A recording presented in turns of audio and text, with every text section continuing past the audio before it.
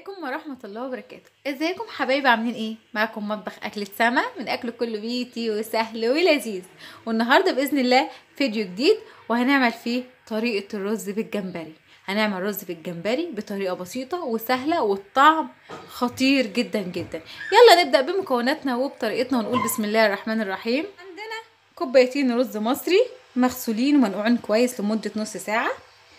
عندي طماطمتين مبشورين، جزرايه كبيره مبشوره، بصله صغيره مبشوره، 3 فصوص توم. كمان عندي الجمبري ربع كيلو او نص كيلو جمبري متقشر، جمبري صغير متقشر ومغسول كويس ونقعاه في ميه وملح وخل وكمون ومظبطاه في التتبيله قبل ما هسويه. عندي كمان البهارات بتاعتنا، عندي قرفه خشب، عندي كبوبه صيني، قرنفل، حبهان. عندنا كمان معلقه كبيره ملح، معلقه كبيره كاري، ومعلقه صغيره كمون. هي دي بهاراتنا وهي دي مكونات الوصفه بتاعتنا. يلا نبدا طريقتنا ونقول بسم الله الرحمن الرحيم. اول حاجه عندي حبايبي، عندي حله على النار هنزل فيها بشويه زيت، يعني 5 معالق كده، وهسيب الزيت لحد ما يسخن تماما. بعد ما سخن الزيت عندي سخن يا بنات، هنزل بقى بالبصل. بسم الله الرحمن الرحيم. هنزل البصل الاول واشوحه يا دوبك ان هو يتشوح بس. بعد ما شوحت البصله هنزل بقى بالثوم المهروس بالطريقه دي كده. هنزل بالثوم واشوحه كمان مع البصل.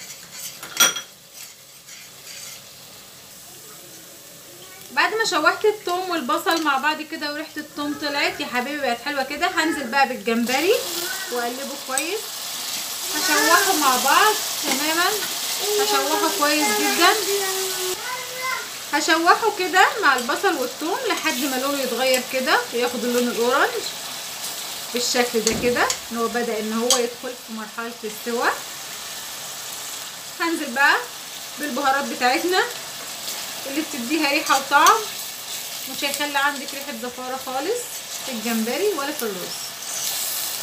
سيبهم ان هم يتشوحوا مع بعض شوية.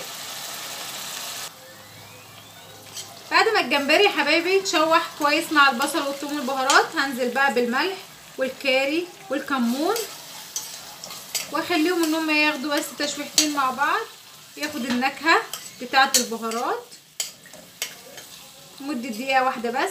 وبعد كده هرفع الجمبري من التوابل، سيبوا بس دقيقه مع بعض.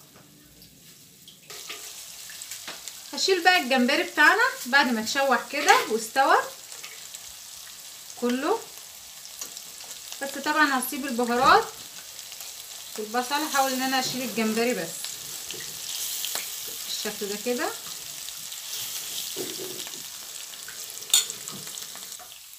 بعد ما شلت الجمبري هنزل بقى بالطماطم المبشوره. بسم الله الرحمن الرحيم. واقلبهم كويس مع البهارات والثوم كده، وهسيبها دقيقتين يتسبكوا مع بعض. بعد الطماطم بتاعتنا ما اتسبكت بالطريقه ديت كده، هنزل بقى بالجزر. بسم الله الرحمن الرحيم. واقلبهم مع بعض يتشوحوا بس كده.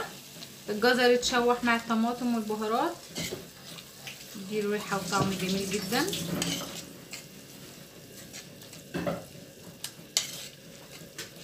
بعد ما قلبته واختلط كله مع بعض كده، هننزل بقى بالرز.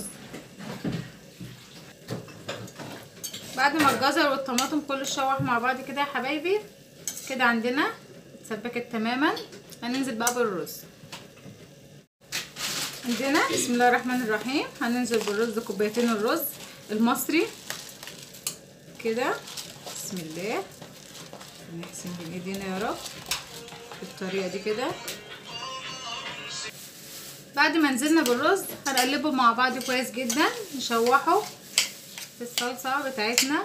الله على الالوان ما شاء الله جميله جدا.